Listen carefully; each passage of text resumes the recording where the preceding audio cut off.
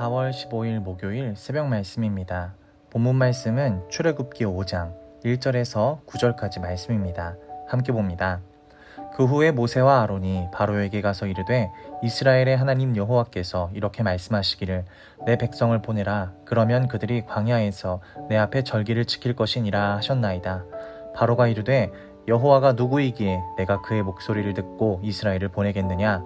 나는 여호와를 알지 못하니 이스라엘을 보내지 아니하리라. 그들이 이르되 히브리인의 하나님이 우리에게 나타나셨은즉 우리가 광야로 사흘 길쯤 가서 우리 하나님 여호와께 제사를 드리려 하오니 가도록 허락하소서. 여호와께서 전염병이나 칼로 우리를 치실까 두려워하나이다. 애굽 왕이 그들에게 이르되 모세와 아론아 너희가 어찌하여 백성의 노역을 쉬게 하려느냐? 가서 너희의 노역이나 하라. 바로가 또 이르되 이제 이 땅에 백성이 많아졌거늘 너희가 그들로 노역을 쉬게 하는도다 하고 바로가 그날에 백성의 감독들과 기록원들에게 명령하여 이르되 너희는 백성에게 다시는 벽돌에 쓸 짚을 전과 같이 주지 말고 그들이 가서 스스로 짚을 주게 하라. 또 그들이 전에 만든 벽돌 수효대로 그들에게 만들게 하고 감하지 말라. 그들이 게으름으로 소리질러 이르기를 우리가 가서 우리 하나님께 제사를 드리자 하나니 그 사람들의 노동을 무겁게 함으로 수고롭게 하여 그들로 거짓말을 듣지 않게 하라. 아멘. 예배를 지키면 예배가 우리를 지켜줍니다 라는 제목으로 새벽 말씀 함께 나눕니다. 하나님 백성의 가장 큰 권리와 의무는 예배입니다. 그런데 사탄은 하나님의 백성이 예배하는 것을 어떻게든 막으려고 하죠. 본문에는 하나님을 예배하려 하는 이스라엘 백성이 등장하고 이를 방해하는 세력이 등장합니다. 본문을 통해 사탄의 전략을 살펴보고 어떤 환경에서도 하나님을 예배하는 우리가 되기를 주님의 이름으로 축복합니다. 첫 번째는요, 예배를 지키기 위해선 삶을 더 수고할 줄도 알아야 됩니다. 바로는 하나님을 예배하려는 이스라엘 백성의 노동 강도를요 더 높여서 더 힘들게 하라고 명령합니다. 애굽 관리들은 바로의 명령에 따라 이스라엘 백성들에게 벽돌을 굽는 데 필요한 짚을 제공하지 않기로 합니다. 이제 이스라엘 백성은 짚을 직접 구해다가 벽돌을 만들어야 했습니다. 이제 그들은 과중한 업무와 삶의 고단함에 얽매여 하나님을 예배하는 데 마음을 둘 수조차 없게 되었습니다. 사탄은 이처럼 우리를 인생의 문제들과 분주한 일상에 매이도록 몰아갑니다. 우리는 아침에 눈을 뜨면서부터 해야 하는 수많은 일 속에서 바쁘게 살아가죠. 그래서 말씀을 읽고 묵상하기도 힘들고 기도하는 시간조차 낼 수 없다고 말합니다. 그런데 계속 분주한 삶에 끌려다닌다면 우리의 영혼의 상태는 어떻게 될까요? 머지않아 쇠약해져 갈 것입니다. 우리가 바쁜 와중에도 식사를 끼니를 챙겨 먹는 것은 그래야 우리의 몸에 영양이 공급되고 우리의 육신이 건강할 수 있기 때문입니다.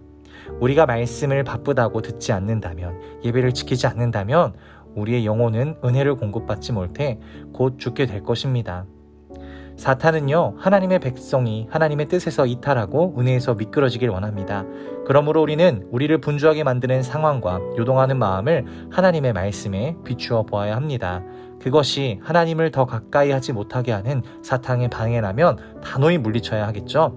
하나님은 우리가 온전한 예배를 드리도록 그분의 도우심을 구하기를 바랍니다. 그렇게 할 때 우리를 사탄의 간계로부터 지켜주시고 예배로 나아올 수 있도록 인도해 주실 것입니다.